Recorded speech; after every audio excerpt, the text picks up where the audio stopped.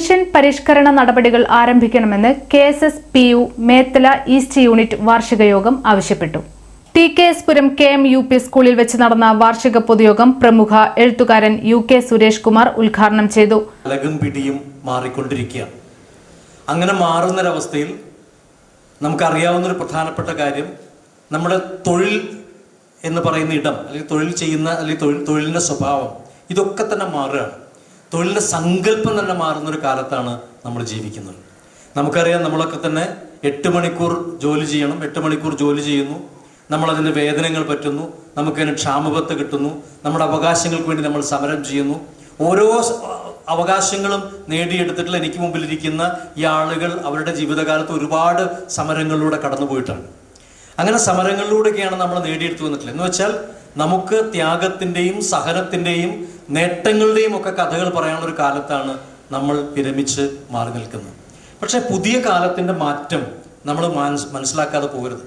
കാരണം നമ്മൾ നേടിയെടുത്ത ഈ ആനുകൂല്യങ്ങളൊക്കെ സംബന്ധിച്ച് നേടിയെടുത്ത ജീവിത സൗകര്യങ്ങളെ സംബന്ധിച്ചിടത്തോളം ഇന്നത്തെ തലമുറ എത്രത്തോളം അതിനെക്കുറിച്ച് ബോധവാന്മാരാണ് എന്ന കാര്യത്തിൽ തർക്കമുണ്ട്. അതിന് കാരണം ഞാൻ നേരത്തെ സൂചിപ്പിച്ച 8 മണിക്കൂർ ജോലിയുടെ കാര്യം നമ്മൾ പറഞ്ഞു.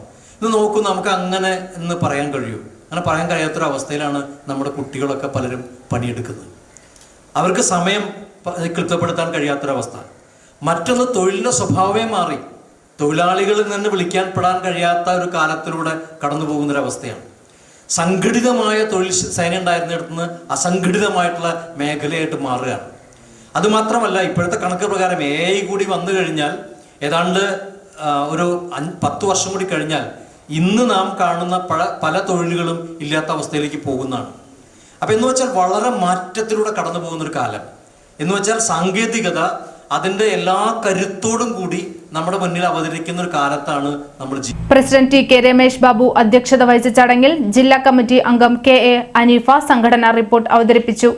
Muraleedharan Anappuzha, TK Surendran master, NAM Ashraf, VK Joshi, Thankaraj, Sheela, Subrahmanyan, Mani Menon, Sreekumar, Annie, Eugene, Malathi teacher എന്നിവർ സംസാരിച്ചു.